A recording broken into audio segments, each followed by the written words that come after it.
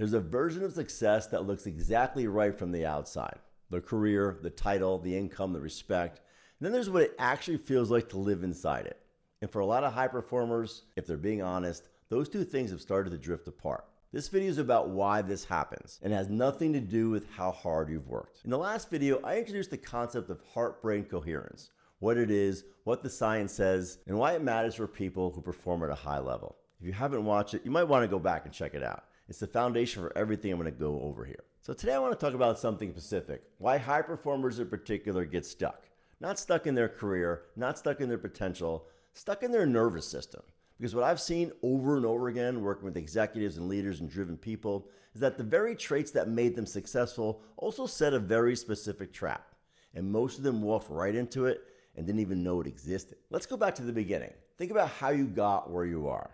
You learn that output equals results, that discipline works. If you push hard when other people stop, you get ahead. That discomfort is something to move through, not away from. Those lessons are true.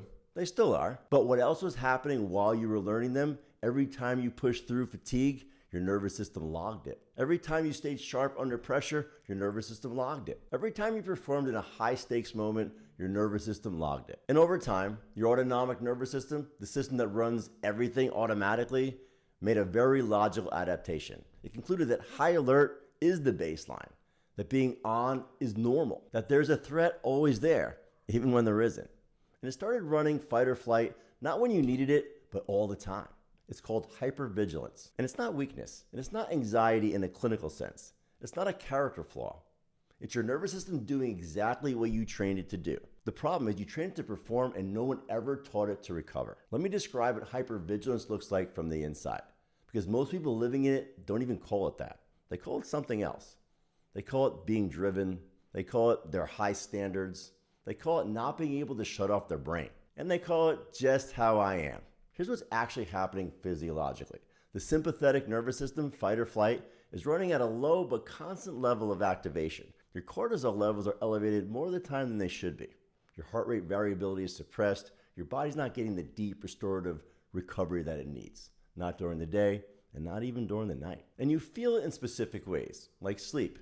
You can fall asleep, maybe, but the quality isn't there. You wake up around 3 a.m. and your mind's already working. You don't feel rested the way you used to.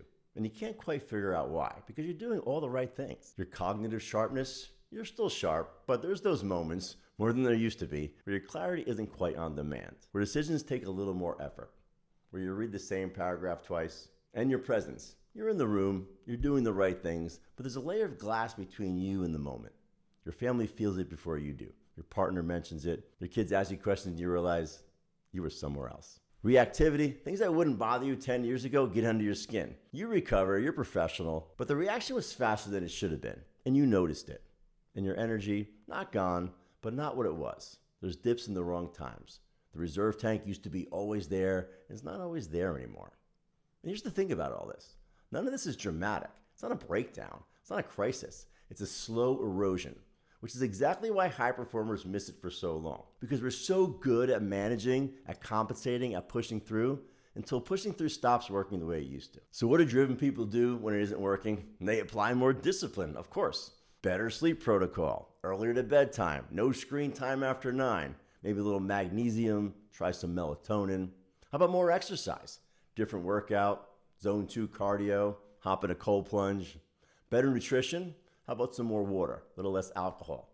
Intermittent fasting, maybe some therapy, maybe a coach, maybe a silent retreat. And some of these things help at the margins, but nothing fixes it. And the reason is straightforward. All those interventions work on the outputs of the problem, the symptoms.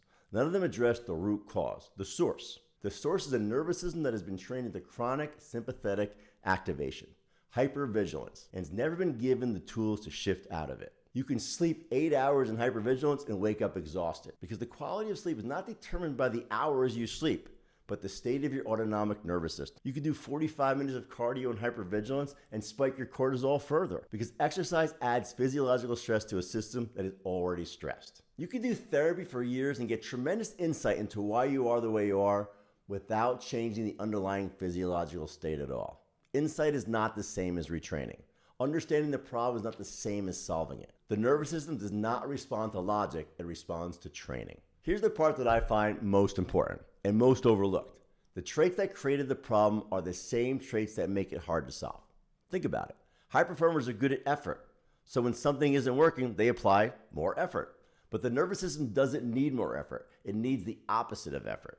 High performers are good at discipline, so they add more structure, more protocols, more optimization. But coherence training isn't about adding more to the stack. It's about creating the conditions for the nervous system to shift states. And that requires something most high performers have never practiced, the ability to consciously downregulate. High performers are good at pushing through discomfort, so they push through the erosion.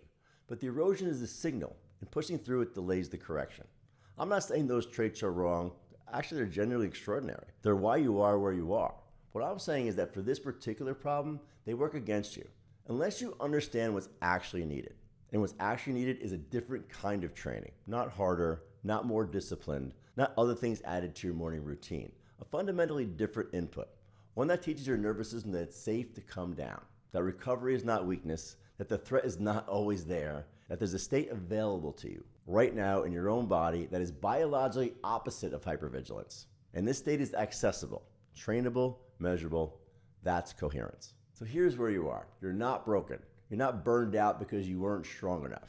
You're not slipping because you lost your edge. You're over-adapted. Your nervous system did exactly what it was trained to do. And it did it so well that it forgot how to do anything else. That's the trap, and the way out is not more willpower. The way out is retraining.